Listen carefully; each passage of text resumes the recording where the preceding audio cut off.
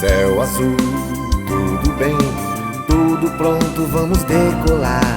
Rádio Cavoque chegando pra conectar você. 24 horas do teu lado, milhões de megabytes de pura emoção. um show de cultura, lazer e informação.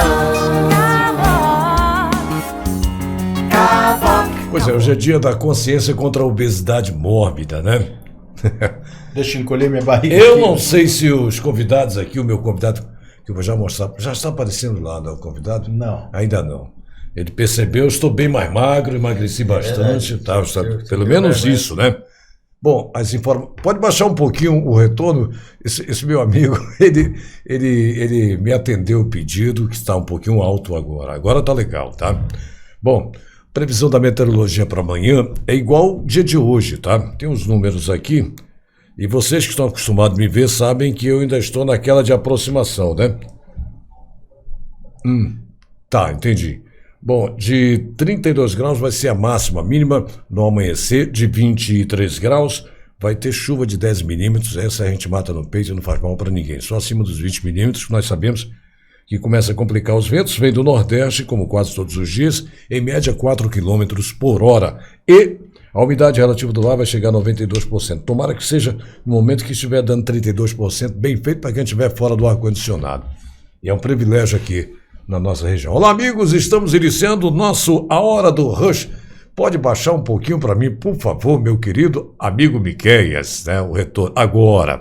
Tá legal. Bom, é isso aí. Para você que está acompanhando ao vivo, boa tarde, boa noite, boa sexta-feira, que promete essa sexta-feira, né? E para você que acordou à madrugada para assaltar a geladeira e de repente perdeu o sono, clicou no site da Cavoque, está assistindo eu, Renato Pitanga, e meu bom amigo Milton de Magalhães Cordeiro. Boa tarde, boa noite, bom dia, boa madrugada. É isso mesmo, o Pitanga. Não chega a ser ofensa. Patrick, não chega a ser ofensa, não. Costuma vir aqui na mesa, hoje ele está ausente porque está cuidando dos filhinhos. Tá certo, então. E são muitos, né? Bom, então cabe a mim, já esteve aqui, foi um dos primeiros, ou primeiro? Foi um dos primeiros. Foi o convidado aqui e é apresentador convidado, então já sabe do ambiente.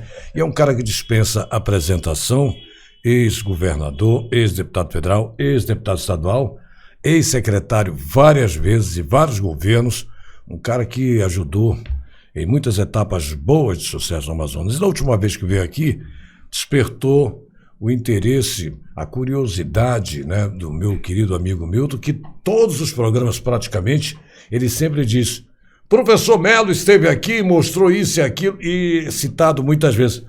Seja bem-vindo mais uma vez, professor. Muito obrigado, Pitanga. Muito obrigado, Júnior. Alegria por estar aqui com vocês. Eu queria aproveitar o gancho que você falou sobre a questão das chuvas, né? Eu faço uma ressalva daquela chuvicinho que você falou, que não faz mal a ninguém, só se não vier carregado de poeiras da África, né? Porque se vier, os vírus estão juntos, né? E tem isso, né? E aí, lembra que as nossas mães, elas diziam assim, sai da chuva, menino, tu vai gripar? Quando tem aquelas tempestades lá na África, a poeira sobe, levando os vírus, eles vêm, né, altíssimas temperaturas, chega aqui, eles precipitam junto com as chuvas, e aí... Pois é, a chuva que traz para... Aqueles vírus são trazidos de lá. Então, esse chuvisco, se vier da África, pode correr para casa, porque pode gripar. Uma distância de 4 a 5 mil quilômetros, deve ser mais ou menos uns 4. Lá na estratosfera, né? Não, essa travessia do Atlântico tem, parece, se eu não me engano, de 3.500 a 4.000 metros, né? Mas a verdade é que... 4.000 quilômetros. A poeira, ela vai lá... Vai para acima de 11 mil metros. Os ventos mais dominantes, que são lá de cima, né? O globo rodando assim, traz, né? Os ventos dominantes são leste-oeste, né? Esse é o espírito da Hora do Rush, assunto diverso, viu, Milton? E trazer um cara que conhece de tudo, um monte de coisa, aliás, de um monte de coisa, conhece quase tudo, vamos dizer assim, porque dentro da humildade. Pessoal, como é que estão os trabalhos de pré-campanha? Vou começar a fazer diferente hoje. Bem, a pré-campanha ela vai bem, porque o mote principal da nossa volta ao cenário político é exatamente a matriz econômica ambiental, né? E isso está assim no imaginário já de muita gente. Antes, nós todos imaginávamos que vivíamos numa no estado, cercado de águas e floresta, que o nosso maior patrimônio era a floresta. Há quem disse lá no passado, de forma não correta, né, que isso aqui era o pulmão do mundo, enfim. Agora se descobriu, a ciência, a tecnologia, através do satélite, etc., acabou descobrindo que não é só de água e de árvores que o Amazonas tem, não é? Tem, assim, riquezas minerais imensas, né? Tem outros tipos de riqueza, quer dizer, é uma região extremamente abençoada por Deus, né? Porque além de colocar 20% da água doce disponível na terra aqui em cima, colocou mais 39% no aquífero Alter do Chão, que é a maior reserva de água doce do mundo, né? O estado do Pará tem mais, o Amapá um pouquinho, e nós temos 39%. O estado do Pará tem mais água do que aqui? O aquífero Alter do Chão, lá embaixo. Né? É a maior reserva de água doce no mundo. O Amazonas tem 39%, o Amapá tem 8 ou 9%, o resto está tudo lá no Pará, embaixo d'água. Aqui em cima, nós, Amazonas, temos 20% da água doce disponível da terra. O Canadá tem um pouco mais, mas a metade está sob forma de gelo, lá, não tem como estar disponível, né? Então, hoje a gente vem aqui, digamos assim, temos falado muito dessa história da matriz, do Amazonas se livrar do incômodo de uma caneta, enfim, tal. Isso saiu da minha voz, passou a ir para longe. Eu quero aqui, inclusive, agradecer, que foi a imprensa que me permitiu, né, falar disso inúmeras vezes, várias vezes, né? Lembro-me que em Harvard, um cientista foi fazer uma palestra e disse o seguinte: eu vou colocar nessa minha unha aqui mais informações do que o computador da NASA, que era de 9 andares, né? E bom, aí, esse assunto, professor... Todo mundo riu. Eu queria... E ele colocou, né? Eu queria deixar dito aqui que eu acabei de ser informado lá, o pessoal da produção está conseguindo resgatar as imagens que nos interessam, e eu ia deixar para o segundo bloco, né? A questão mais especificamente... Tá, tudo bem. Na verdade, eu estava comunicando agora com o pessoal que passa o ponto para mim e vai sair tudo bem. Não será só no segundo bloco, não. Nesse bloco aqui, nós iremos iniciar que, olha aí, já tem lá um exemplo. Aquela parte ali, eu não estou enxergando direito, a não ser Na verdade, aquilo é um mapa... Explique para nós, professor. É um mapa de recursos minerais, né? Esse mapa, ele indica onde estão os recursos minerais do nosso estado.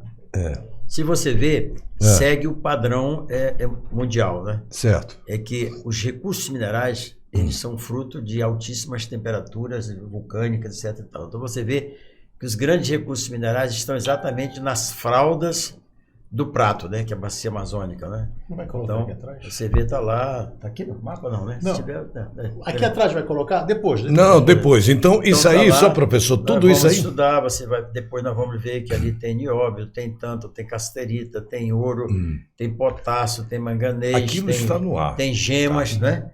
Quer dizer, você vai ver que tudo isso está lá no mapa, que é um mapa absolutamente preciso, porque ele é tirado do satélite, né?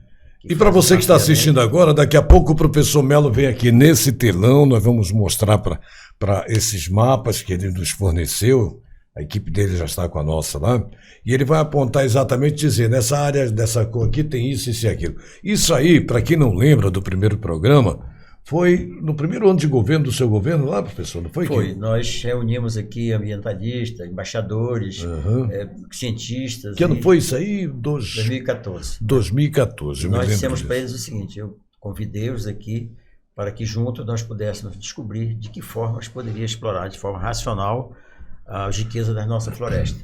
Porque senão o estado do Amazonas terá o mesmo destino que teve o mundo todo. A expansão no mundo todo foi fruto ou de expansão geopolítica, quer dizer, vou invadir porque quero o território, ou econômica, né? Dessa forma dizimaram a Europa toda, dessa forma dizimaram as Américas. Então, e aqui tem uma última virgem, que é o estado do Amazonas, né? Se não descobríssemos, eu dizia a eles, uma forma de explorar racionalmente isso, a fronteira agrícola brasileira vai invadir e talvez fique até o Madeira, porque depois vem os pântanos, né? Quer dizer, o fundo do Prato, e alaga todo ano, então não tem como você transformar isso em grãos, essas coisas. Dessa forma... Com certeza até o Madeira viria. E a matriz nasceu aí, né? Desse impacto que eu disse, né? Se não fizermos aqui, vai acontecer o que aconteceu lá. E aí começamos a estudar, 3 dias, ela nasceu lá, naquele momento. E aí o professor, diante disso, acabou sendo afastado do governo e não deu...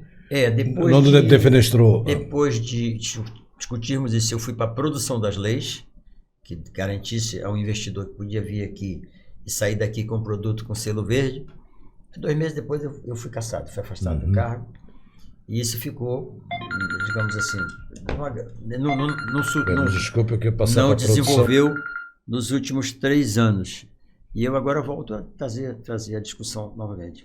Com uma vantagem é que agora a ciência, tecnologia, etc., fez uma demonstração de que, digamos assim, a olho nu, né? O senhor dá licença para entender que é um habitué nosso. Moraes. Eu vou te colocar no ar, colega. É algum segredo, Luiz Moraes? Pera aí, ele está dizendo aqui. Olha o que ele está dizendo aqui. Fala, vou te colocar no ar. É o andarilho da Amazônia. É verdade. Fale agora, você está no ar. E aí, tudo bem? Eu estou aqui em Roraima, indo para Bonfim, onde tá os plantios de melão e de cebola, uma grande riqueza em soja. A soja acabou de ser plantada agora para ser colhida em agosto, e também a produção de milho. Está havendo um investimento muito grande no aumento do rebanho pecuário bovino, justamente por causa do boom do milho, né? O professor Melo sabe disso, que uma das nossas maiores necessidades do Amazonas é milho e farelo de soja. Para não só a piscicultura, mas a avicultura, a suinocultura. E é um gargalo que nós temos. Né? Estamos por aqui. Tá certo, obrigado pela audiência. O professor Melo está mandando um grande abraço. Fale, professor, ele está lhe ouvindo. Ô, Moraes, um grande abraço. Você está indo para o futuro. Roraima, com toda certeza, terá um destino muito semelhante ao do Amazonas, em situações de circunstâncias diferentes, né? Porque lá o aproveitamento será dos campos naturais que tem lá, sobretudo o que você acabou de falar, grãos, né? Milho, soja, arroz, né? Além de frutas, porque a região aí tem muita água, tem muito sol, portanto, muito afeita para esse tipo de coisa. Então, eu vejo Roraima e o Amazonas caminhando como se fosse o Rio Negro e Solimões do futuro, né? E juntos fazendo o Amazonas, né? Então, você está indo aí para o futuro, saindo do futuro e indo para o futuro, com toda certeza. Um abraço e boa sorte aí, Moraes. Só para você ter uma ideia, professor, a Guiana Inglesa nos últimos anos, ela teve crescimento de 12, de 13, e no ano passado o crescimento dela foi de 19,7%, em relação exatamente por causa da exploração mineral, e especialmente sobre o petróleo. A Exxon, né, que é uma empresa inglesa norte-americana, né, está fazendo o PIB da Guiana Inglesa crescer juntamente com os brasileiros. Aqui é o seguinte: produzir na atividade agrícola é água no pé e sol na muleira, professor. É isso aí. Tá bom, Moraes. Obrigado, irmão, pela valiosa participação, viu? Surpreendente, inclusive. Obrigado, Pitanga. Um abraço ao Milton Júnior aí. Um abraço, meu querido. Um abraço. Só atendi porque era essa figura aqui, jornalista, o cara que mais conhece o setor primário no Amazonas, no meio jornalístico, tá? E tem as informações muito valiosas. Muito valiosas, sempre muito bom. Ele tem uma participação no meu programa que eu fazia de manhã, e vou voltar, se Deus quiser, ainda esse mês.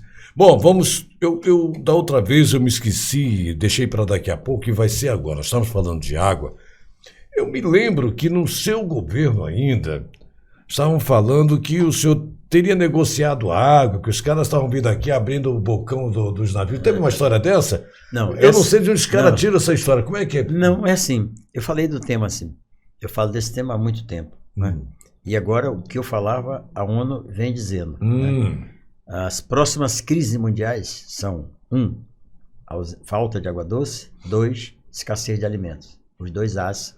E eu dizia que a solução, parte da solução estava no terceiro A, o estado do Amazonas. Então, bem, nesse triângulo aí, eu dizia que o Amazonas seria, no futuro, o maior vendedor de água doce do mundo. Eu disse isso. Seria uma commodity. e que nós seríamos assim um grande fornecedor de água para o mundo. A realidade está próxima. Eu espero que Deus me dê vida. Já faz tempo que os caras estão na porrada lá no Oriente por questão de um fio de água, né? Não, e assim, os estudos todos indicam que algo em torno de 32% de toda a água doce disponível na Terra desapareceu em 200 anos. Mas a atividade econômica, a atividade demandadora de água, ela cresceu em progressão geométrica, né? As atividades agrícolas eram feitas não com irrigação, agora tudo é irrigação, então demanda muita água. Então, nós estamos dizendo que o estado que produz, que tem essa quantidade de água doce que nós temos, com as crises futuras será com certeza um grande fornecedor. E o exemplo que eu dou é do Canadá. Há mais de 50 anos o Canadá troca petróleo por água doce com os países árabes. Vem fazendo isso há muito tempo, né? Então, eu dizia o seguinte, lá na frente, quando essa escassez for cada vez maior, nós seremos, digamos assim, um nicho muito importante no quesito água doce, né, como uma commodity, né? Uhum.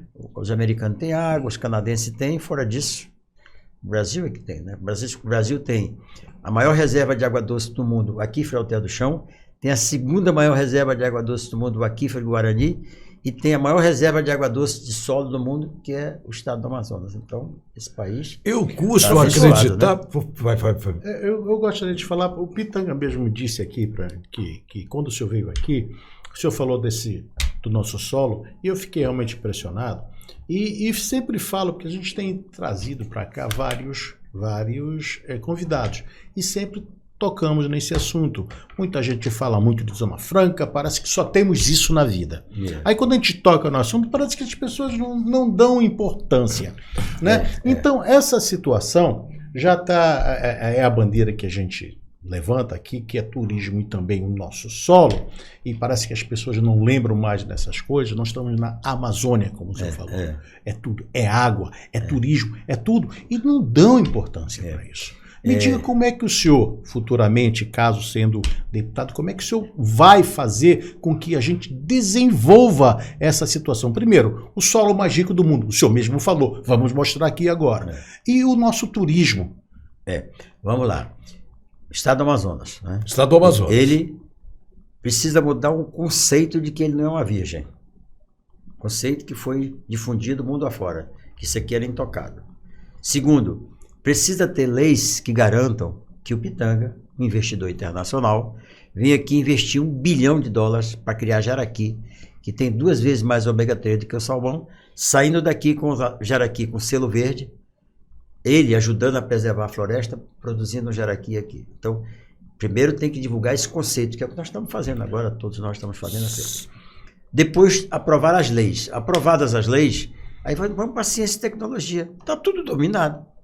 Não se explora minério de ferro no mundo todo, não se explora peixe no mundo todo, não se tira madeira manejada da Ásia toda. Então, por que não aqui? Então, pegar essas tecnologias que garantem que essa exploração é sustentável, que não vai ferir a natureza, que não vai tirar um patrimônio de $55 bilhões ano, que é o que sequestra de carbono esta floresta. Esse é um patrimônio que a gente não pode abrir mão. Mas, por outro lado, indicar como é que nós podemos fazer para explorar tudo isso sustentavelmente sem ferir a floresta. Vamos lá, Pitanga. A Petrobras explora petróleo e gás há mais de 40 anos no Urucu. Teve algum acidente com a natureza? Não. Por quê? Porque a Petrobras tem todas as ISOs da vida, né? Todos os cuidados ela tem. Então, ela tem, digamos assim, 4 redundâncias, cai uma, entra outra, cai outra. Então, nunca aconteceu. Então, se explora petróleo e gás no Mar do Norte, na calota polar, né? Um acidente ali seria um desastre, né? Por que não explorar petróleo e gás na Foz do Amazonas? E já furaram muitas vezes em Nova Olinda, em Silves, e está aí tudo. Na verdade, precisa entender o seguinte: a primeira perfuração foi feita em Nova Olinda. Depois lá em Caruarí. Aí Urucu, vamos lá, Caruarí, Juruá. Urucu, Coari, Solimões. Nova Olinda, Madeira. Agora descobriram petróleo e gás em Silves e Itapiranga. Estão explorando já, né? E agora descobriram na Foz do Amazonas. O que está indicando isso? Uma bacia sedimentar de petróleo e gás lá embaixo. Não? É hora de despertar para isso. Daqui a 100 anos, quanto vale o petróleo? Não sei. Talvez, quando descobrirem que uma bateria pode acumular energia para as casas, para carro, etc e tal, uma das funções do petróleo já vai acabando, né? É impressionante que o hora petróleo de deles começar está a- acabando lá, eles começam a criar alternativas e vão oferecer essa alternativa mais barata e deixar o petróleo. O petróleo virou bandido agora, né? E tem um pouco de verdade, mas o que eu estou dizendo é o seguinte, aqui ao lado a Venezuela é um dos maiores produtores do mundo de petróleo. Por que tem do outro lado da cerca e não tem aqui? Dizem que hoje a maior reserva está entre ela e a Arábia Saudita, É né? verdade. A maior reserva no mundo. Mas eu quero dizer o seguinte, eu estou desafiando aqui, eu acho que a maior reserva não está nem lá nem cá, está na foz do Amazonas, aquela região do Amapá, Pará, onde a Amazônia deságua. Porque é o seguinte, é a mesma morfologia geológica, as mesmas condições que criam a bactéria do petróleo, que lá na foz do Orinoco, avançando no mar, é a mesma daqui. O Orinoco avança lá no mar, e aqui o nosso Rio Amazonas avança 200 quilômetros no mar, 200 quilômetros você encontra a água doce lá, então é a mesma coisa. Então, Eu ouvi dizer que aqui na Amazônia está 70% desse petróleo e 30% na Venezuela. Ouvi dizer uma situação... Quando se fala em Amazônia, não é só o Brasil. Não, né? O estado do Amazonas ele tem uma grande reserva de petróleo e gás já conhecida, né? Conhecida. E tem estimativas de que essa bacia sedimentar, se for assim, aí é uma reserva de nível mundial que a gente não sabe ainda nem o quanto calcular, né? Essa da foz do Amazonas, precisa só tirar essa questão ambiental. Porque não pode? Mas assim, como não pode se lá no Espírito Santo e no Rio de Janeiro pode, não é? Então, o pré-sal não é no mar, né? Não é no mar, né? E se o Rio Amazonas avança 200 quilômetros mar adentro, então não tem água salgada, então não vai ferir o meio ambiente de água salgada, porque está muito longe, né? O petróleo está para cá. Essas coisas conceituais, é que a gente tem que mudar esses paradigmas, esses parâmetros, para não ficar valendo as pessoas que ainda escrevem gato com J, dizendo que a Amazônia era o pulmão do mundo e não era. E nós acreditamos isso durante muitos anos, que a Amazônia era o pulmão do mundo. Ela não é o pulmão do mundo, ela é de onde origina toda a chuva que vai para o Brasil, o resto do Brasil. Mas o senhor falou que esse conceito tem 50 que mudar. anos achando que era o pulmão do mundo, né? O senhor falou que esse conceito tem que mudar. Como é que a gente vai mudar isso? A sua voz, se isso o caso for, como é que vai ser? Veja bem, tem que mudar como? Primeiro com as leis, né? Que é o que me propõe fazer, né? E depois com todos nós discutindo. Vai dizer hoje, para quem mora em Nova Olinda, que eles podem abrir mão de 750 bilhões de dólares de potássio, que eles não vão aceitar. Então hoje nós temos no potássio toda a população de Nova Olinda a nosso favor. E hoje, porque o potássio subiu 4 vezes de preço por causa da guerra da Rússia com a Ucrânia, hoje nós temos não só Nova Olinda, mas todo o agronegócio brasileiro querendo explorar o potássio em Nova Olinda. Então, esses parâmetros estão mudando não em função do que a gente fala, mas em função de conjuntura internacional, de necessidades internacionais e, no caso do Brasil, de necessidade interna. O nosso agronegócio não pode viver sem potássio, não pode viver sem fósforo. O Pitanga sempre fala, doutor. Bom, eu tenho que interromper já, porque dentro de 1 minuto e meio nós vamos para o intervalo da hora da Ave Maria, né? Já deu Mas meia hora? Já quase meia hora. E eu queria dizer para você que chegou agora... Moraes tirou aqui. Olha aí, Moraes, você está vendo, né? Sei que você está assistindo. Bom, o professor Melo foi convidado hoje aqui e o tema principal do convite foi a matriz econômica ambiental, né? E eu tentei fugir de tudo que a gente... Mas todo o assunto que eu puxava caía exatamente nas riquezas do subsolo do Amazonas, né?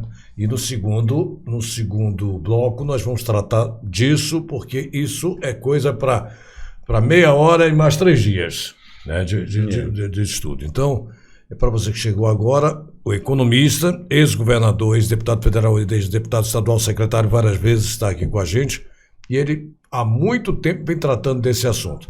Tem o mapa da mina, e eu vou contar para vocês agora. Vamos logo à hora da Ave Maria, e aí voltamos em seguida, tá bom? A benção, mãe de todos. Cavoc, a rádio web nas mãos de quem sabe fazer. Colega, já estamos no ar, né? Aí eu ligo quando... Tá bom, então, para você que ligou agora e tomou um susto maior do que o meu aqui, né? Nós estamos com o nosso A Hora do Rush convidado, apresentador convidado hoje, professor Melo, que veio falar especificamente, foi uma promessa quando ele esteve aqui a primeira vez, o Milton Cordeiro Júnior, parceiro de bancada aqui, pediu que ele viesse para falar especificamente da matriz econômica. Eu segurei a onda, falando de outros assuntos, mas todos os assuntos convergiam exatamente para isso, que é realmente a retórica atual e que o professor já vem há algum tempo falando sobre isso, né? E ele lembrou agora, gentilmente, inclusive, ó, o microfone aí da produção, por favor, pode cortar, senão vai me deixar desnorteado. Obrigado, colega. Professor, nós estávamos falando que a água, que os caras, aquela água... Você ralha com os meninos de vez em quando, né? Não, Deus me livre, eu que pego o ralho deles. Eu só fiz humildemente uma lembrança. De vez em quando ele dá o ralho, né? Faço não com essa turma aí. Eu digo assim, olha, pessoal, isso não... Isso aqui é gostoso, né? É, legal. Somos todos colegas aqui. Bom, aí você estava falando que alertou que nós poderíamos vender água. Eu me lembro disso. Eu sei que andaram publicando de uma forma torta, como muita gente faz muitas vezes. Na sua vida você teve muito disso. Mas agora lembrou que alguns navios estão vindo aqui deixando, e para não, se fosse caminhoneiro, íamos dizer, para não ir batendo, que é como o caminhoneiro chama quando vai vazio, eles têm que dar o lastro do equilíbrio. E como é que está acontecendo, professor? Os navios, quando vêm, eles têm que fazer o lastro embaixo para dar o equilíbrio, né? Água salgada. Chegam aqui, eles jogam fora e voltam com a nossa água do Rio Negro, que é uma água extremamente saudável, tem muita acidez, portanto, mata grande parte dos micro-organismos, né? É uma água saudável, eles estão levando a nossa água e eu queria que eles pagassem por isso. Deu um probleminha porque o Rio Amazonas é um rio internacional, né? Passa por 3 países, aí tinha uma questão de Itamaraty, etc. Eu sei que depois eu fui caçado e esqueceram do assunto. Mas vamos ter oportunidade novamente, que eu quero crer, e isso quem está dizendo sou eu, não é o professor, que ele deve retornar. Já está decidido a sua pré-candidatura, que caminho vai tomar, professor?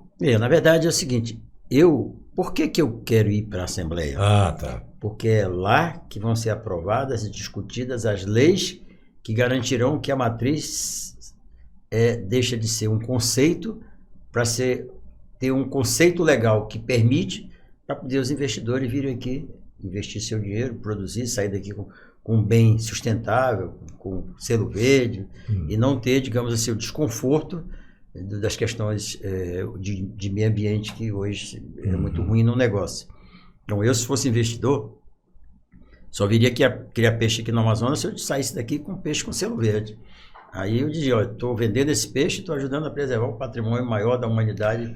Esse peixe seria produzido ou seria a pressão da natureza? A natureza não tem condições, teria que ser produzido. Né? Só a demanda chinesa é uma coisa estratosférica. A escala industrial não aguenta. A China é um país rico, segundo a maior economia do mundo. Tem a China rica, Taiwan, Hong Kong, e depois tem a China interior, cujo solo é alto, tem um grau muito alto de acidez, então nada dá, não se planta nada. Então a China é um país com mais de 1 bilhão de pessoas, rica e que demanda alimentos. Então, o nosso estado, assim, para o futuro, o grande parceiro nosso, com certeza, será a China. Até porque, não sei se você sabe, mais de 80% das fábricas aqui são asiáticas, né? Então, eu acho que a ASA será o nosso grande parceiro. Certo. Sabia da quantidade, mas não sabia, como sempre, o economista traz os números, os percentuais.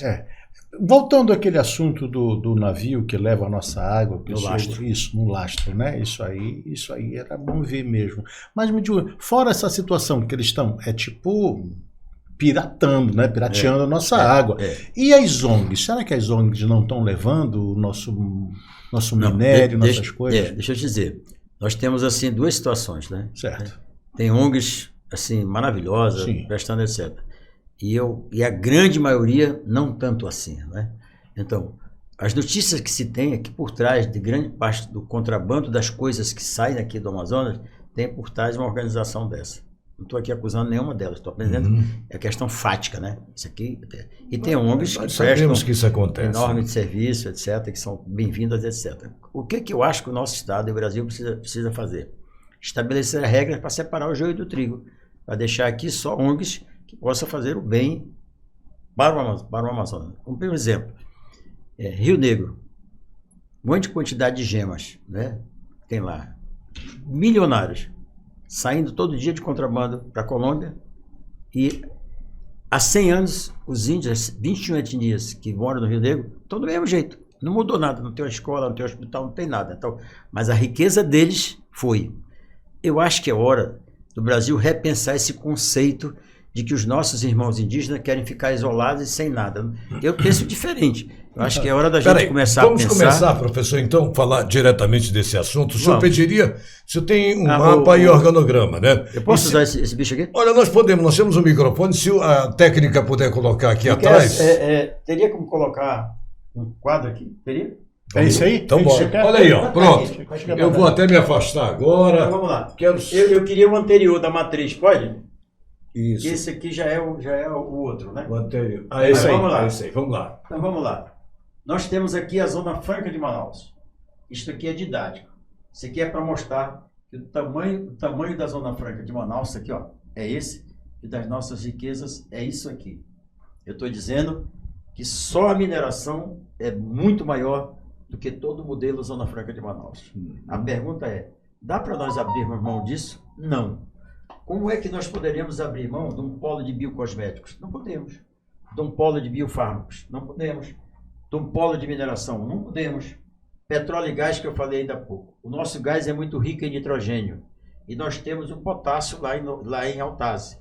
E lá em Apuí nós temos uma mina de fósforo. Então o NPK do agronegócio brasileiro está aqui, no estado do Amazonas. Não podemos abrir mão disso e termos no futuro um polo petroquímico e um polo de fertilizante usando o nosso gás, nitrogênio do nosso gás, o nosso potássio e o fósforo lá do Apuí. Bem, vindo mais para cá, nós temos aqui 4 tipos de peixe, eu botei 5 aqui, tem mais. Aqui poderia estar os peixes lisos, que têm um teor de gordura muito grande, portanto ricos. Mas eu coloquei aqui uns peixes que são muito ricos, né, em proteína, que já estão com a tecnologia de produção dominados. Esse aqui, Pitanga, é o que nós temos que fazer para vender. Não pegar o peixe da natureza, que ele não suportaria a demanda. Não suportaria. Isso aqui é um tema que gera uma certa discussão, mas o Amazonas tem hoje uma quantidade imensa de jacarés que já estão quebrando o equilíbrio, porque o jacaré adulto come 30, 40 quilos de peixe. Come muito. Então, a ideia é aprovar um plano de manejo ambientalmente saudável para tirar 30% dos jacarés adultos. Jacaré é igual boi.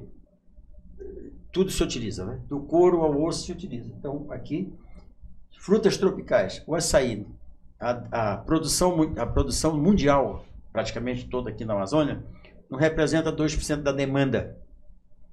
Então, a ideia é você colocar um terreno hoje que tem 50 cabeças de gado, que não tem uma árvore, tirar, colocar 200 tanques, no meio deles 3 mil pés de açaí, associado peixe com açaí. Nunca mais você fica pobre e você vai ter um negócio para os seus bisnetos, né? O peixe associado com açaí. E aí poderia fazer também com acerola, com camu-camu.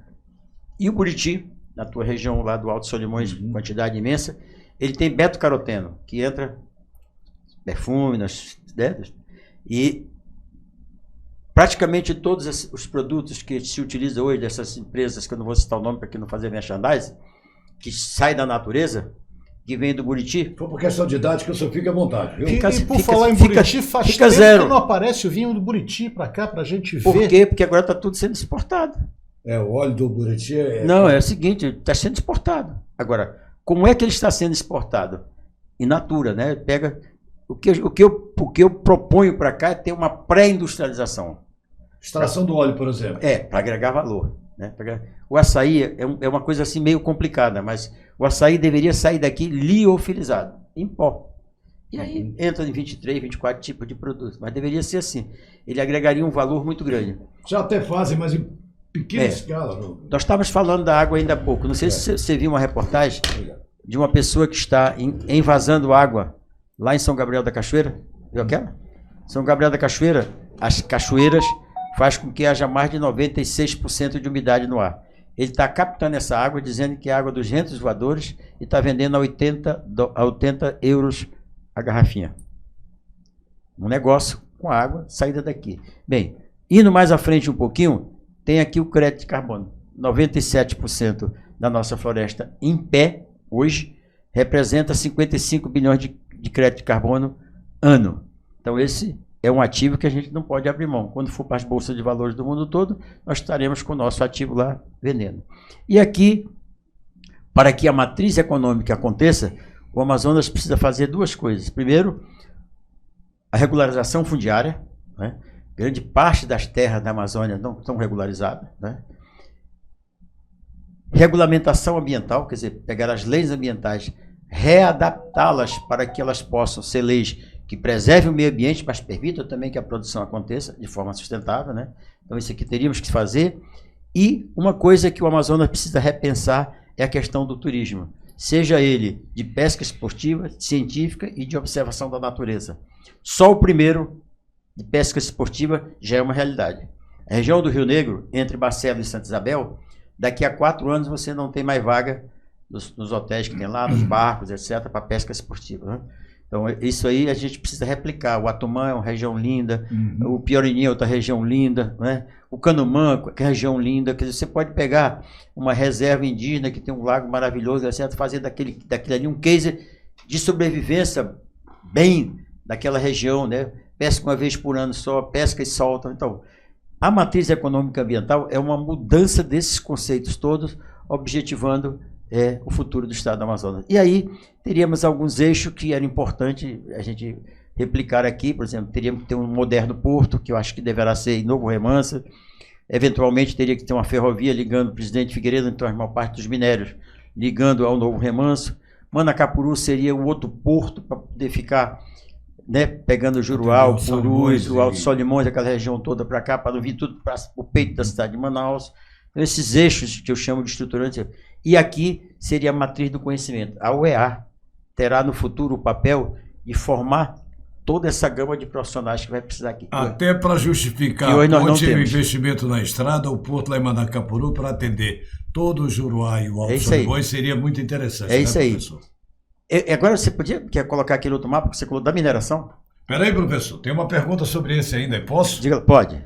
Não vou perder essa oportunidade, né? O senhor falou na questão do jacaré, por exemplo, né? E é verdade, há muito tempo se sabe. O manejo, né?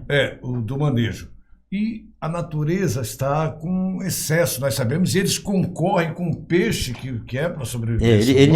Assim, nós temos temporada, nós vimos na televisão, professor, lá, por exemplo, ali no norte dos Estados Unidos e no sul do Canadá, que eles fazem e os caras respeitam a lei. Mas a televisão mostra, eles caçam, eles aproveitam a carne, o couro, né? Isso que o professor está falando. E eu digo assim, caberia isso aqui? Caberia.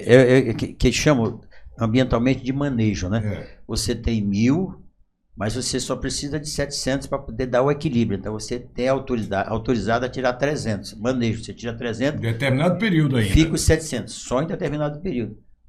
Passa um ano, no outro ano, você vai lá, já tem mais.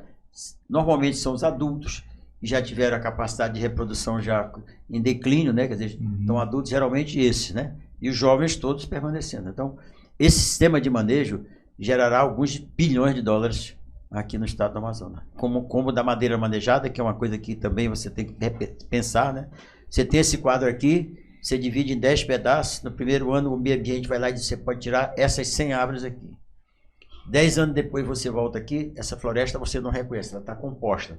Aí você tira mais. E assim fica o manejo, a floresta continua em pé, você tira só uma árvore, a claridade do sol que ela abre faz nascer as outras e crescer, e assim a floresta vai se recompondo no manejo. Se você mete um trator e tira todas, aí em 10 anos você tem uma semi-desertificação daquela área, né? Só nasce a capoeira. Não é isso que nós estamos propondo. Nós estamos propondo o manejo, etc. Como em toda a matriz econômica ambiental, o conceito é de sustentabilidade, né?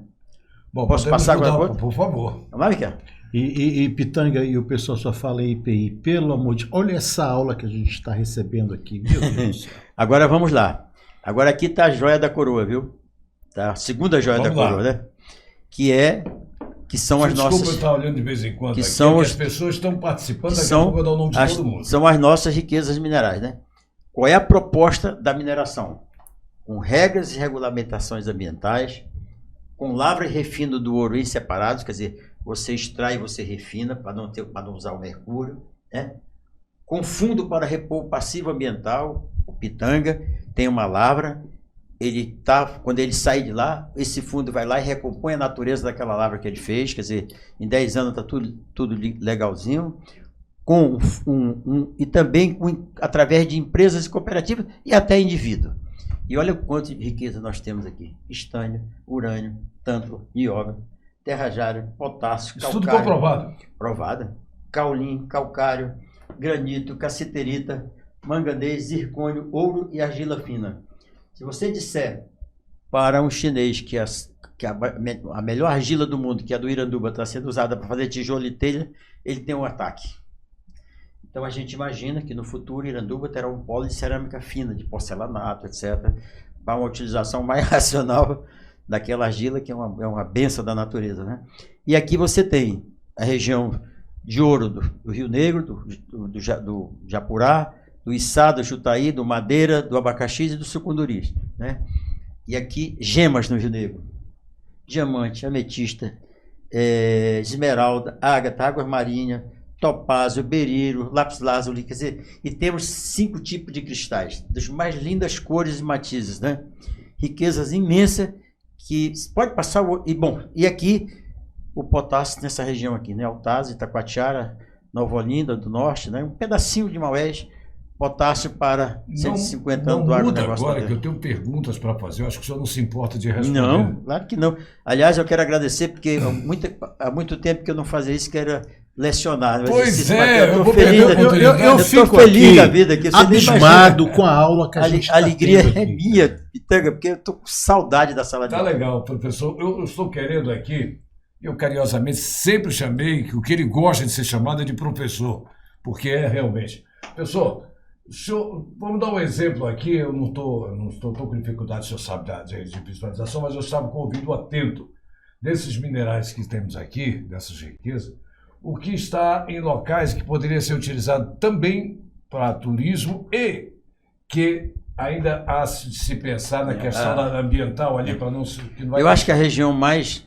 É assim, uma coisa puxaria a outra. Eu acho. A região mais rica em minérios é o Alto Rio Negro, né? Você tem os cristais, você tem as gemas, você tem o nióbio, você tem a cassiterita, você tem lá uma coisa assim incomensurável. E tem as riquezas, digamos assim, as coisas mais belas do região Amazonas do noroeste estão do lá. Amazonas, só para dar uma ideia. Depois eu tenho um mapa, porque depois você bota, né? Depois, tá? Tá. Então, lá eu acho que é um lugar ideal para um cassino.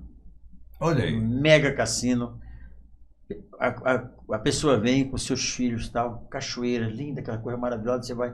Então eu acho que o Rio Negro no futuro terá a exploração sim das suas riquezas, do nióbio, tudo que tem lá. Não é perigosamente próximo de fronteira? E um enorme cassino. Não é assim. Perigoso está hoje. Pode passar outro mapa? Ah, é. Perigoso está hoje. Porque Olha aí, lá em cima. tudo isso aqui está saindo de contrabando. Hoje é que está perigoso. Tem que ter regra A para boca ficar do cachorro está aberta aí, saindo. Olha só. Ouro, ouro, ouro, ouro, ouro, ouro, ouro, né? Ouro em todo canto. Olha só aqui. Potássio, que nós falamos ainda há pouco, está aqui, né? Potássio. Olha só. Caulim. Quem produziu nióbio, esse mapa aí, olha só. professor? Não, esse é um mapa que hoje o satélite tira da sequência. Não, essa distribuição dessas cores aí. Não, isso aí é o seguinte, o satélite lê, identifica os minerais que tem e projeta no mapa. Hoje você vai na antiga CPRM, ele te dá um mapa desse.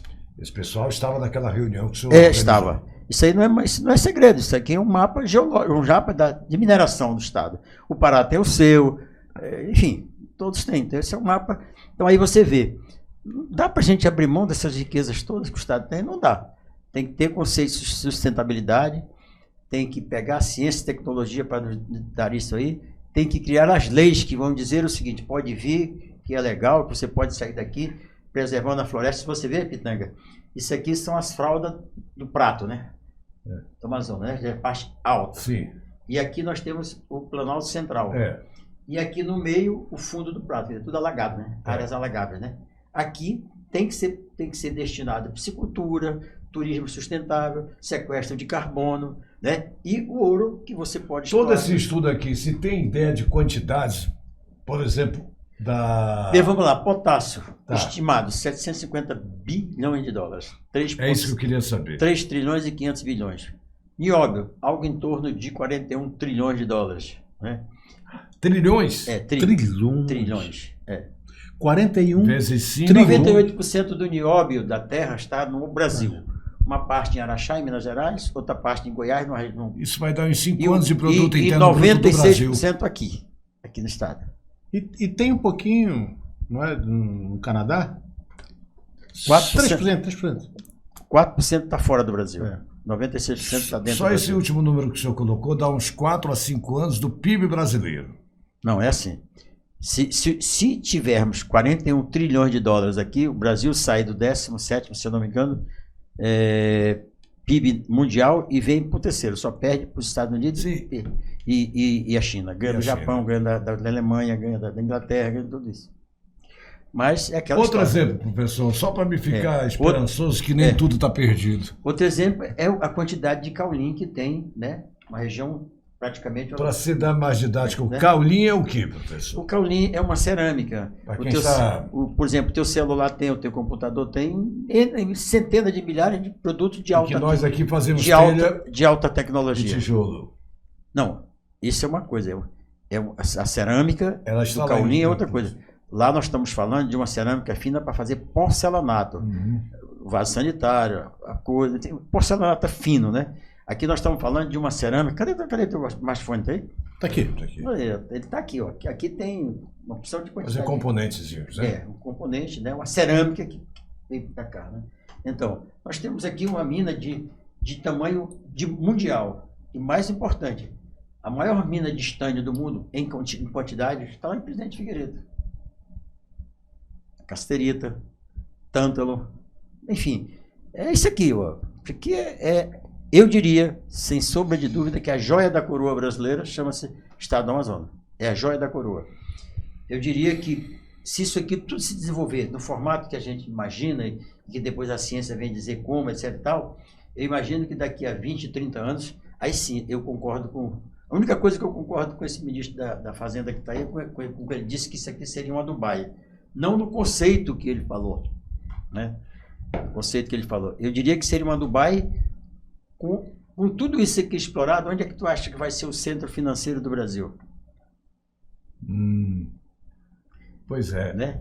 E o que Aí impressiona- a mesma empresa que explora o Nióbio, etc e tal, é a mesma empresa que vai financiar o cassino, o grande hotel, sei lá. Uma coisa vai puxar a outra. Ninguém vem aqui para o Amazonas para ser mordido de Carapanã, de Pi1, Pi2, Pi3. Ninguém vem para segurança, né? prosperar. Sua família com segurança, etc e tal, né?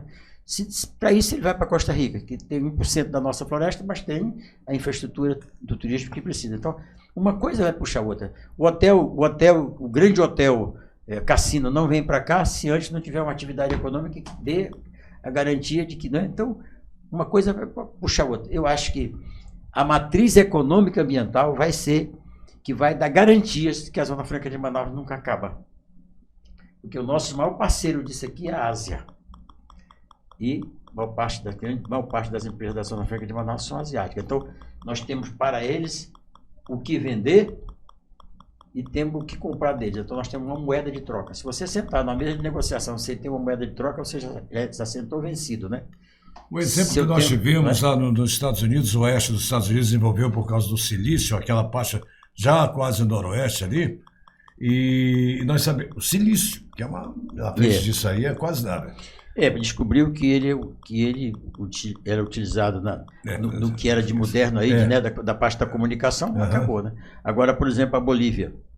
Agora o mundo descobriu uma forma de armazenar energia em algo menor, né? E a Bolívia tem um mineral que vai fazer isso aí. Então, tu imagina quanto está valendo hoje aquela região da Bolívia, né? Que tem esse mineral, né? Então, como eu disse ainda há pouco, se o Brasil não acordar para explorar o petróleo dele agora, daqui a 100 anos, o petróleo vai ter assim, uma utilidade secundária, porque o meio ambiente não vai mais aceitar durante muito tempo os combustíveis fósseis, né? Terão que vir combustíveis sustentáveis, do sol, eólico, enfim, né? Então, acho que a hora é da gente irmos para cá. Vamos fazer mais um intervalo, professor, e eu quero voltar, porque agora eu vou indagar sobre o assunto, e eu tenho algumas pessoas que não fizeram nem pergunta, só disseram que estão assistindo, e é bom. E gente lá do Alto Solimões, né? Porque impressiona a possibilidade e me assusta ao mesmo tempo em saber que muitos países, principalmente os industrializados, os poderosos, sabem disso aí, né? Por muito menos o Putin está lá detonando a Ucrânia, né? Faça o intervalo, esse intervalo é rápido, é só a vinhetinha e nós voltamos já já. A não sei que queiram beber água, servir café, uns biscoitinhos também, professor, doutor? Ainda não, mas vai ter. Vai lá, Miquel. Cavoc, a rádio web nas mãos de quem sabe fazer.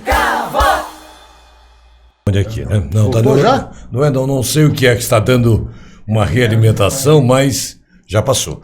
Bom, para você que ligou agora e se você está assistindo em podcast, amanhã, depois, semana que vem, ou no canal do YouTube, que amanhã vai estar disponível isso, mas se você está assistindo ao vivo, nós estamos já no terceiro tempo do nosso programa. Primeiro nós conversamos sobre vários assuntos, o segundo, o professor Melo deu uma aula da matriz econômica ambiental, e é importante dizer ambiental porque não tem um ecoxiita desses aí que vá reclamar do que se pode fazer aqui. Inclusive envolve tudo, né? Questão do turismo, né? A semana retrasada, nós estávamos falando aqui, professor, da questão do turismo, né? Do que nós não temos ainda condição, por questão de segurança, de hospital e tal, para fazer como deveríamos. Nós sabemos, né, que tem países, tem cidades, não vou nem falar em Paris, não vou falar em Nova York, falar nada. Não, se você quiser citar um país, a Costa Rica vive do turismo. E né? recebe por ano muito mais do que nós aqui. Muito mais aí. A Colômbia, a pequena Letícia ali, eu com a minha aproximação que eu tinha lá na fronteira, desde Sanadés, como também cidades tradicionais, o próprio Bogotá, e pequenas cidades como Letícia recebem um turismo muito bem organizado, explorado pela Colômbia, né? Também é um nicho que está se explorando muito pouco, né? Um pouquinho mais facilitado, né? Que ela está voltada para outra costa, né? Que está mais próxima da turma da... Lá eles têm o Pacífico e tem o Atlântico. E também sempre dou um exemplo aqui, que o Walter Martins veio aqui, né, um habituê da nossa conversa. Ele falou que uma cidadezinha dos Estados Unidos com o Canadá recebe 2 milhões de turistas. O que é que eles têm lá? Uma mina abandonada, mestre. O cara vai lá visitar a mina velha. Mina velha. 2 milhões de pessoas vão lá por ano. É um absurdo. Que alguém fez. Aí você vai a Presidente Figueiredo e o nióbio está a flor da terra. Aí você vai de noite, você foca, ele reflete, né? Isso é um nicho turismo, né? Não é só tirar o nióbio. Vamos lá ver como é que é o nióbio, né? Essas coisas. Então, se você visita Mina Velha, por que não pode vir? Eu não sei se foi o Walter mesmo que falou aqui que num desses lugares que tem lá em Presidente Figueiredo, quiseram colocar um bar-café num lugar perto desse para os turistas tomarem alguma coisa. Não deixaram. Não deixaram. Júnior, tem uma coisa do turismo que é assim, hoje o turismo ele se juntou o operador com os financiadores. Então o cara opera os aviões, os hotéis e você vende. Então hoje eles estão juntos. Então são eles que escolhem o destino. A Bahia, por exemplo, fez uma propaganda muito violenta no mundo todo e hoje tem um nicho de turismo, né? Lá fantástico, né? Aquela região toda lá, que teve até nego que fez casamento da filha lá, né?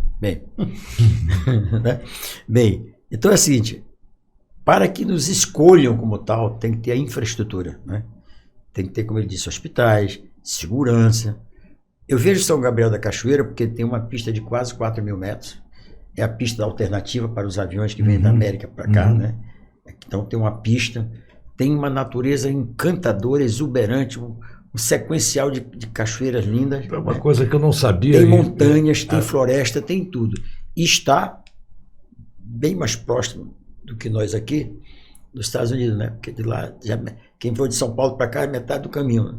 Então, ali é um nicho de futuro. Agora, ninguém vem nas circunstâncias que está hoje. Mas São Gabriel da Cachoeira, de repente, ser um dos pontos onde uma atividade econômica floresça, né? Nós teremos a vinda das outras atividades econômicas que serão puxadas por ela. Um cassino em Las Vegas fez uma cidade em torno dele de empregados, né?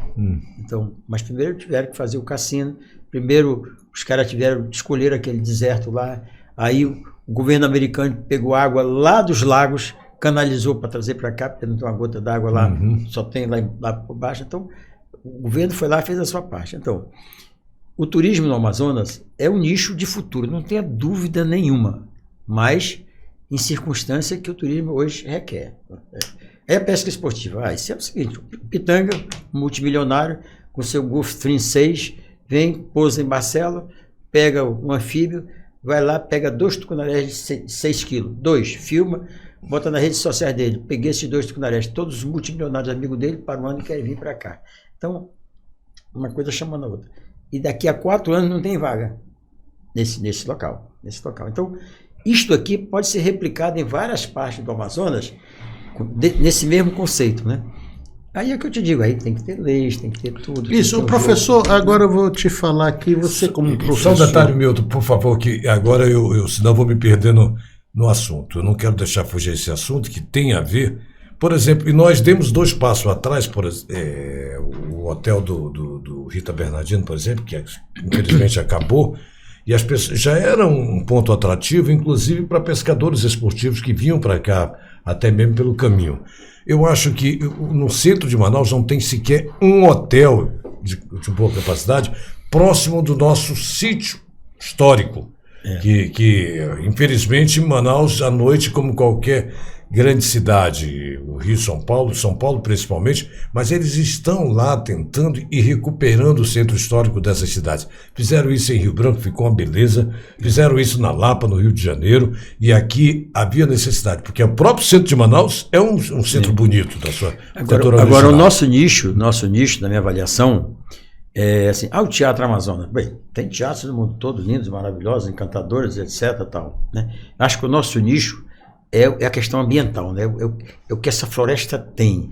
O que encanta é isso, o tamanho, a grandeza, a riqueza, a exuberância e o que ela presta de favor para o mundo, sequestrando o carbono que as fábricas do mundo todo jogam na atmosfera. Acho que qualquer trabalho que se fizer em torno disso aí, olhando o turismo, esses ingredientes todos têm que ir para a gente mexer, né? Porque isso tudo são pontos atrativos, na minha avaliação.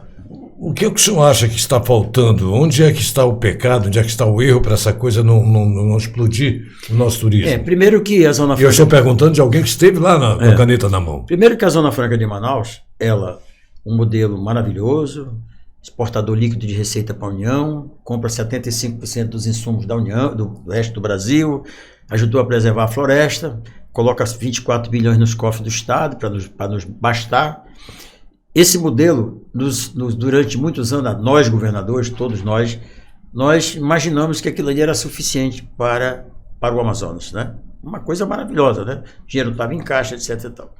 De repente, a Zona Franca de Manaus, ao longo do tempo, ela veio demonstrando para nós outros aqui que ela é um modelo de uma insegurança jurídica muito grande, porque um ministro determina que todos os contêineres sejam vistoriados do ponto de vista sanitário, fica 30 navios parados aí durante um mês e não vão conceder tudo isso. Então, é uma coisa assim, bem. Mas a Zona Franca de Manaus é linda, maravilhosa, é tudo isso, etc. Bem, com o tempo nós fomos vendo que ela não era assim tão permanente assim, né? Tão permanente. Ela foi desinflando, os investimentos foram, de repente veio a pandemia, parou. Quando a pandemia soltou, a Zona Franca de Manaus virou um boom novamente, porque toda a demanda estava insatisfeita, porque as fábricas pararam, etc. Agora, esse boom vai continuar? Não sei. Isso é como uma mola que você segurou, ficou reprimido no tempo. É assim, eu acho que passou o momento da gente achar que a Zona Franca de Manaus era tudo. É hora de voltarmos para aquilo ali. É o que tem. Porque o que tem nosso, né? De palpável, né? E assim, foi tão bom que foi preciso uma guerra, que não é bom, para mostrar as fragilidades do Brasil e do agronegócio brasileiro. Você sabia que você está pagando óleo de soja hoje quase o dobro do preço porque a guerra da Rússia e da Ucrânia? A Ucrânia encareceu o agronegócio lá com fertilizante 4 vezes o preço. E não vai acabar agora não, porque o produto que não está sendo exportado está estragando no campo. Então é assim, hora de nós despertarmos e sabe, Pitanga e Júnior, eu digo o seguinte, isto aí é mais para o Brasil do que para o estado do Amazonas. Né? Isso aí tira o Brasil de uma situação de desconforto de PIB lá embaixo, traz ele para cima e coloca no portfólio do Brasil, o maior exportador de peixe de água doce do mundo, o maior exportador de nióbio, né? Exportador de água doce, né? Sequestro do carbono, exportador. Entende? Coloca no portfólio brasileiro de exportação um nicho enorme que vai levar o conceito do país lá em frente. O Brasil precisa entender isso, na minha avaliação. O senhor já falou em valores, nós já temos mais ou menos ideia. Eu tenho mais ou menos porque eu não consigo sentir a dimensão desses valores que o senhor colocou. E quantos anos nós temos aí de riqueza, professor? Não. Petróleo, por exemplo, segundo estudos. Segundo especialista, o nióbio para 300 anos. Oh, meu Deus. Segundo os especialistas, potássio com nitrogênio e o fósforo para 150 anos do agronegócio brasileiro. Traduzindo, a vida inteira mais 6 meses. Madeira manejada para a vida toda. A água nossa aqui, ela é renovável. Como é que acontece com a nossa água? Os oceanos evaporam, os ventos dominantes leste-oeste entram pelo Amapá e pelo Pará, precipitam na floresta, dia seguinte esquenta, sobe. Canal diagonal para o sul. Uma parte vai lá para baixo, outra parte vai, chove lá no Brasil todo. Só que o fornecimento dessa água para nós, diferentemente do resto do mundo todo, vem de um oceano Atlântico imenso. Então vai ser renovável o tempo todo. É renovável o tempo todo. Então, eu quero dizer que nós estamos falando de bens que, aí, sei lá, a vida toda, para responder a tua pergunta em relação à água. Manejo do jacaré, a vida toda. Turismo sustentável, a vida toda. Com a floresta em pé. Agora, minério até quanto der, né? Vai ser o minério é finito, chega a um ponto que não tem. Por exemplo, se explorou potássio lá no Espírito Santo, hoje já não tem mais nada. Não tem mais quase nada, né? A África do Sul era o maior exportador, produtor de diamantes. Mas se exploraram corretamente esse potássio lá? A mina era pequena, está hoje a quase 3 mil metros, já não tem quase mais nada. África do Sul, o maior centro de diamante do mundo, não é mais hoje. Então, tem algumas coisas finitas. Outras, petróleo. Imagine que petróleo para mais de 100 anos a gente tem aqui. O Brasil, ele, se eu não me engano, se estiver errado aí, me perdoe. Parece que o Brasil retira 2 vezes petróleo do subsolo, mas só refina 1/3 disso aí. Um pouquinho mais do que isso. O resto ele vende bruto e compra gasolina de lá fora. Então, agrega valor lá fora. Por quê? Porque as nossas refinarias não permitem isso aí. E por quê? Porque lá atrás, não sei quantos anos atrás, alguém disse assim que o petróleo era nosso. E por isso não deixaram vir os investimentos para cá. Em contrapartida, foram para os outros países. Né? Igual a Colômbia, que tem um óleo grosso, que tem que ir para os Estados Unidos fazer o refino aqui, que nós também não fazemos aqui no Brasil. Eu achava que isso era coisa só lá da Colômbia. Nós somos altamente dependentes de óleo diesel, sabia? Sei. Básico para o transporte. Nós somos altamente dependentes de óleo diesel. Isso também nós temos esse problema. Acredite, com toda a autossuficiência que foi anunciada da questão da produção, principalmente depois do pré-sal, nós temos agora, veio à tona e a população tem que ficar sabendo que nós não temos esse combustível todo e que estamos sendo prejudicados pela guerra também lá na... Não tem capacidade de refino. Se não tem capacidade de refino, vamos comprar de quem refina. Nós temos petróleo muito, tá lá. O pré-sal está tirando, toda hora aqui está tirando. Só que quando chega na hora da refinaria, só refina 1/3. 2/3 tem que ir óleo bruto para lá para fora para refinar e voltar. Gasolina, óleo diesel, etc e tal. E certa quantidade que eles têm que trazer, porque nessa troca, nesse vai e vem, ele acaba vendendo mais barato para os países que estão ao redor aqui. O Peru, por exemplo, tem gasolina brasileira lá. Tem umas com baixa octanagem, né? Tem umas coisas que a gente não entende. O Brasil pegou o seu dinheiro, emprestou para a Bolívia, que fez um gasoduto. Né?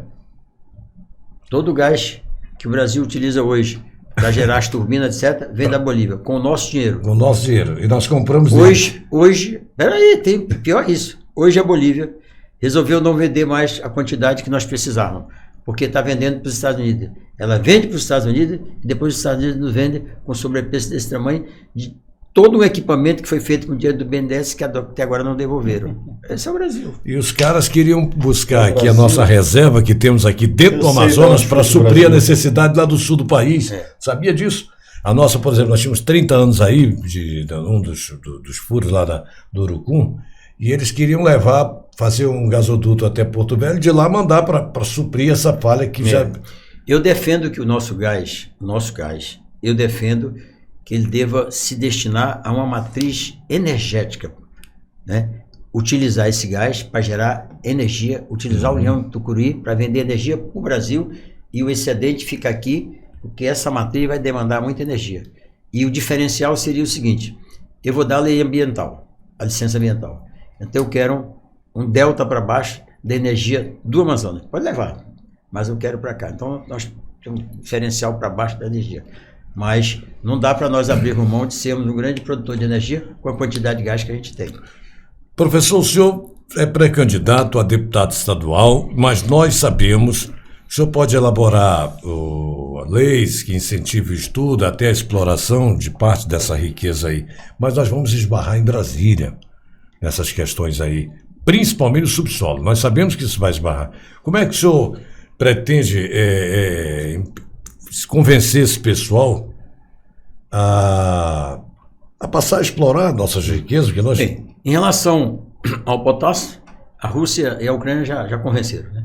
Agora o Brasil está correndo para pegar o potássio, né? Em relação a isso está correndo. Estão se virando com os ecochiitas agora. Em relação ao petróleo e gás, as regras são as mesmas para o mundo todo, né? Então, bem, em relação aos nossos minerais nobres, a Paranapanema já explora estanho há não sei quantos anos, né? Então, é só um pouquinho de adaptação. Eu espero que o povo do Amazonas, nessa eleição, eleja uma Câmara Federal atuante, combativa, que queira estudar a matéria para, né, senador também, que possa fazer lá. Porque as leis brasileiras, tem leis que elas são concomitantes, né? Por exemplo, a lei ambiental tem a lei maior, mas nós damos a maior parte das licenças ambientais ser dada aqui pelo Estado. Então, nós estamos assim, né, concorrente, né? Então, nós temos que fazer as nossas leis, para dar o exemplo, na minha avaliação, para a partir daí a gente adaptar as outras lá. A nossa não pode ser contrário, que assim, tudo pode aqui no Amazonas, desde que tenha conceito ambiental, mas tudo pode. Nessa questão aí, nós estamos, como diz um anúncio na televisão, estamos concorrentes. O Pará não é um dos maiores exportadores de ferro do mundo. Ele não é talvez o maior exportador de alumínio do mundo. Não é a mesma floresta amazônica? Não é a mesma coisa? Por que as regras de lá podem e não pode aqui? Rondônia não é o maior produtor de tambaqui do Brasil? Por que lá pode e aqui não pode? Então, é assim, pegar o que pode, adaptar aqui, etc., trazer para cá. Parece que não tem interesse, né, professor? Não, é porque a Zona Franca de Manaus era... Pois é, não tem interesse, não, vou ficar nessa aqui, isso aqui tá dando, então, poxa, tá bom aqui, já estamos ganhando o nosso. Tá tudo bem bom aqui. Tá aqui, já não precisamos trabalhar muito, já tá certo aqui, né? Aí alguém vai dizer assim, mas o senhor não estava lá? Tá, eu tentei fazer. E o pessoal sabe a história. Por isso que eu estou falando, e o interesse. Para você que está assistindo aí, preste muita atenção na hora de escolher o seu representante lá em Brasília.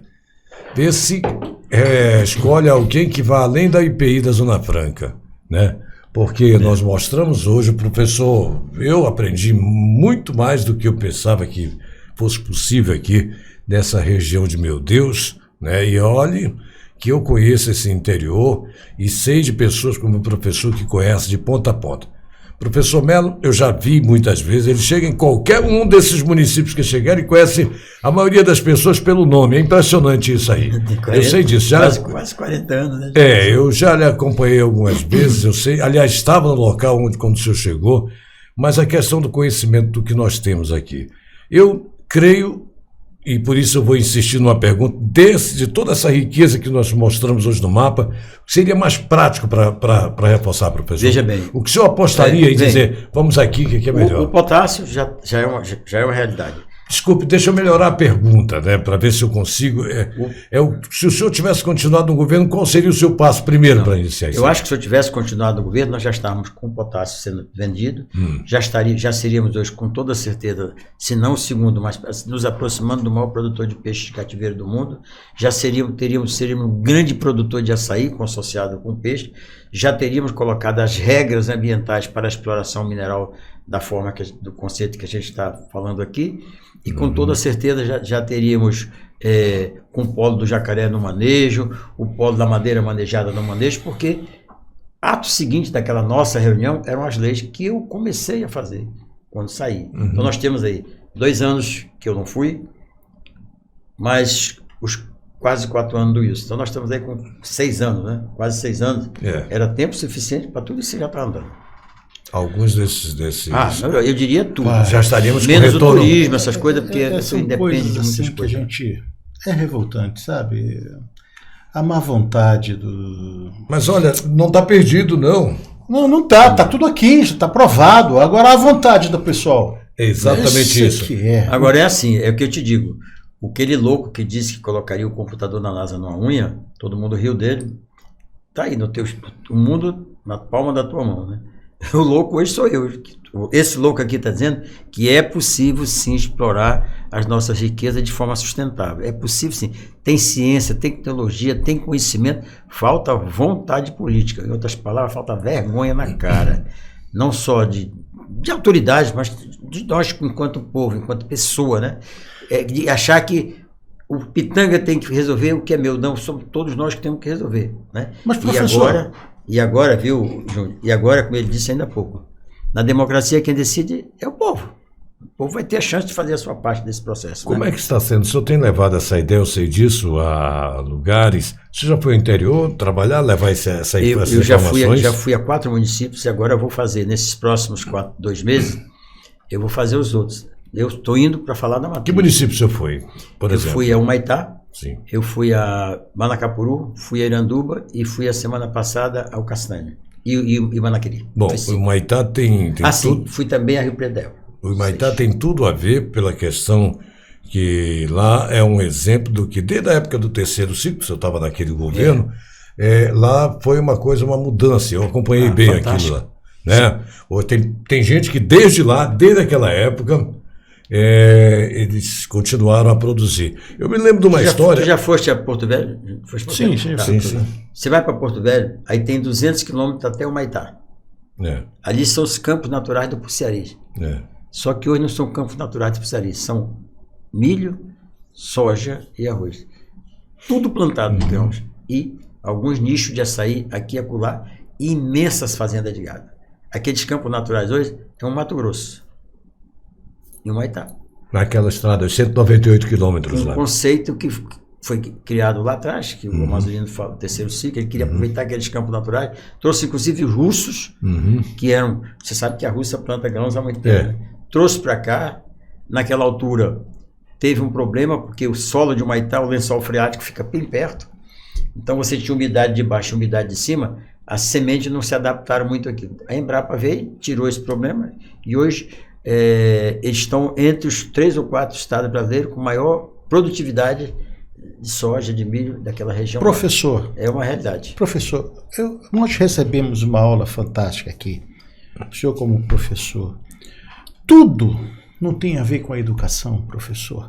Olha como é que está a nossa educação. Me fale. O senhor veio da vez passada, deixou a gente revoltado, que aquela cidade universitária está jogada, está abandonada.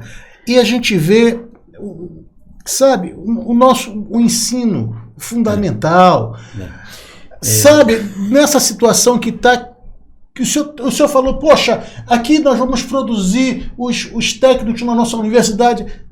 Vamos produzir mesmo? Me fale do jeito que a vontade política aqui está tendo. Eu espero. Eu tenho 5 minutos? O senhor espera. Tem sim. Está terminando. Tá vendo? O senhor vai ter que voltar outra hora também. E se precisar, Vamos lá, o dono está aqui. A educação do Amazonas tem a ver com a educação brasileira, porque as regras são nacionais. O Estado só adapta. Né? Bem, educação do Brasil. Lá atrás, quando descobriram aqui, capitanias hereditárias, só estudava os filhos dos capitães hereditários. Depois evoluiu para república, etc., os filhos dos ricos. Depois veio a Revolução, criou um sistema chamado Educação para Todos. Quer dizer, eu, por exemplo, fui professor de 46 alunos, né? Durante todo esse tempo, esqueceram de uma coisa. Não adianta você colocar uma escola de tempo integral linda, maravilhosa, etc., com o professor ganhando 2.860. Então, grande parte do que existe da falta de qualificação da nossa educação está no fundo das nossas origens, né? 2, falta de políticas. Por exemplo, os países que imaginaram que a educação era importante são os países que estão na ponta hoje, não é verdade? Um país que foi arrasado pela guerra e hoje é terceiro, estão entre os 3 e o 4º mundial, né? Que nós estamos falando do Japão e estamos falando da Alemanha, né? Porque tiveram na educação essa base. O único profissional no Japão que o imperador se curva qual é? Professor. Ele só se curva professor, para mais ninguém. Então, o Brasil esqueceu disso, não traz esse conceito desde lá, e hoje a gente tem o que você vê aí, não é?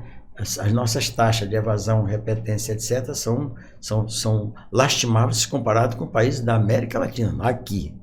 Mas o Amazonas, vamos lá. Há anos atrás, mais de 60% dos professores eram leigos. Grande parte dos professores que lecionavam o 2º grau só tinham o 2º grau. Veio o EA, com o Proformar, hoje todos os professores do interior têm a sua formação. Grande parte dos professores da sede tem mestrado, alguns com doutorado. As escolas são de tempo integral. Escola tem ar-condicionado, tem tudo, tem material, tem tudo, tem um computador, tem tudo isso aí. Mas o artista que cinzela esse diamante bruto que são os alunos, né, ele ganha 2.890 em 20 horas.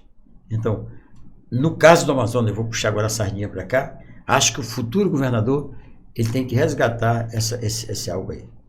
E quem está dizendo isso é um professor que estava junto quando foi feito o EA, estava junto quando foi feito o Reescrevendo o Futuro, o Proformar, o plano de cargo, carreira e salário dos professores, o ticket de alimentação, o plano de saúde, eu estava junto. As escolas de tempo integral, eu estava lá. Então, tudo isso foi feito. Ótimo, maravilhoso. Precisava. Agora, o próximo governador, na minha avaliação, precisa enfrentar esse desafio. Mas só uma perguntinha, professor. Só uma perguntinha. Agora, tudo bem. Da faculdade, agora, o aluno que entra na faculdade, na UEL, sai formado, ele está qualificado? Me diga, como é que está? Pela situação que está hoje? 90% não. 90% não está? Não. Agora eu vou dizer uma coisa, a culpa não é só da escola, não. A culpa é dos pais também. Um pai que manda o menino para uma escola e ele chega em casa, deixa o livro na prateleira, só vai pegar de novo quando volta para a escola, esse pai não está contribuindo com nada para esse filho. Minha mãe, uma senhora de poucas luzes, a minha mãe só tinha lamparina, né, do ponto de vista de educação, mas era 1 hora todo dia quando eu voltava da escola, 1 hora. Sábado só saía depois de fazer isso. Então, a minha mãe contribuiu para que um filho de seringueiro, analfabeto aos 14 anos, chegasse onde eu cheguei. Porque foi ela que contribuiu para isso, né? Então, os pais têm uma obrigação muito grande nesse processo. O menino chega, deixa no celular, TikTok, não sei o quê. Meu filho, não vai. Então, a escola tem um papel, o professor tem outro, mas a família também tem, na minha avaliação. Você sabia que é outro assunto que o senhor vai ter que vir. Você sabia que o professor começou a ser alfabetizado aos 14 anos? Não sei, ele falou aqui, isso é... Olha, eu queria fazer uma pergunta para encerrar essa etapa, que você vai ter que vir outra vez aqui, antes de ser candidato, ainda como pré-candidato. Prazer, será um prazer. Eu mandei saber de muitas coisas. Professor, BR-319, nós fizemos a hidrovia do Madeira e, não, a BR deixa de lado, vamos usar a hidrovia que nós sabemos. BR-319, você falou em ferrovia. Me diga a sua opinião a respeito. Recupera, não recupera? É uma pena que eu não tenho o mapa aqui. BR-319. Começa no Solimões, vai até o Maitá, depois emenda com a Transamazônica, depois emenda com a pior malha rodoviária do Brasil. A pior malha rodoviária do mundo, uma das piores do mundo. Então você sai de Manaus, 700 quilômetros, depois você pega... Tu imagina 170 mil containers, 170 mil carretas passando por uma estrada, depois pegando uma transamazônica, depois pegando a pior malha rodoviária do mundo. Se tu fosse empresário, tu escolheria a BR-319 para fazer a tua logística? O que aconteceu? A logística de transporte do Amazonas é balsas, rebocadores, navios e 2% aéreo. BR-319. Colocaram lá 14 reservas de desenvolvimento sustentável no trecho do meio. Então, quando isso acontecer, uma estrada federal, o Ministério Público Federal está lá, presente, né? Então, reserva indígena, reserva sustentável, etc. Então, você tem os primeiros quilômetros até o Tupana totalmente antropizado, Cariro Castanho, tiraram as árvores, tiraram tudo. Depois você tem 412, 414 quilômetros no trecho do meio, que tem um meio ambiente fantástico, fauna e flora. E depois você tem os 200 quilômetros até o Maitá, já asfaltado, inclusive. Eu defendo que a BR-319 tem que sair, sim, como uma forma de eu e você, todos nós, ligarmos com o Brasil, mas não com uma matriz de transporte para o nosso começo econômico aqui. Eu defendo isso. Como governador, eu propus a estadualização dessa estrada, trazer para o Brasil, o peito do Estado. Eu já tinha conseguido financiamento para fazer, e o trecho do meio seria uma estrada parque. Câmara de monitoramento em todos os 400 quilômetros, o Exército Brasileiro na ponta e na outra ponta. Acabou, monitorado aqui, a fibra ótica passa ali pelo lado, etc. Isto aí, inclusive, na matriz econômica e ambiental, os ambientalistas aceitaram. Eu queria cercar. O Greenpeace não precisa, professor. Se o Exército Brasileiro monitorar, está feita. Então, o que aconteceu? Caçada. Então, BR-319, como uma matriz de escoamento de atividade produtiva, não serve. Custo é alto. Como um direito nosso de amazonense de nos ligar com o Brasil, esse é o nosso direito. Eu vou lutar até o fim por isso. O custo é alto, a boa parte da estrada é em cima de pântano, para essa carga toda das carretas, ela não ia aguentar, sem contar a reserva. O senhor tem razão nesse aspecto. Agora, como uma estrada menor, até mesmo para a questão de turismo, vai e vem, e nós temos a liberdade também de ir e vir através da estrada com o próprio automóvel. Bom, acabou, Milton, o tempo. Eu tomei aqui o tempo do professor, estamos a mais de uma hora e meia. A gente fica um pouco triste, porque tem muita coisa para se falar e vai ter que vir outro dia, professor. Vai ter que vir outro dia, porque tem muita pergunta. Eu nem vi o pessoal perguntando ainda para o senhor. Porque... Deixa eu dar um alô aqui pro pessoal aqui. Vai lá. Meu irmão está lá nos Estados Unidos e eu tive que falar nele agora e vou falar nos outros também, né? Tem uns parentes distantes, parentes ligam todos, olha, antes não ligavam para o que eu fazia, né? Meu irmão está falando, Wagner Sabino está ouvindo a gente. Está muito ligado, né? Lá em Benjamin Constant, nosso querido Wagner Sabino, você sabe quem é, né? Sei. O Simas Pessoa, que é irmão do Simão Pessoa, o Laírto já teve, Luiz Cabral, deixa eu ver o que mais. Bem, enfim, Ironildo Rabelo também, lá do Alto Solimões, Assis Emiliano daqui, de Manaus. Um abraço a todos vocês, muito obrigado. Acabou o nosso tempo, professor. Muito obrigado, viu, mais uma vez. Muito obrigado. Quero agradecer mais uma vez a oportunidade. Quero dizer a todos que nos estão vendo, ouvindo, enfim, que na democracia, que é um modelo fantástico, democracia, eu e você e o homem mais rico do Brasil somos iguais, na hora do exercício do voto. Então, se você escolhe bem, você está construindo 4 anos de expectativa de crescimento para você, para sua família, etc. Se você escolhe mal, a pessoa que você escolheu vai ficar 4 anos no bem bom e você na escuridão. Deus te ajude a escolher bem nesta eleição. Tá certo, então. Abraço, Milton. Obrigado. Segunda-feira tem mais. Quem vem segunda, Milton? Vai ser o Wilson Périco. Ele é o presidente da Centro das Indústrias.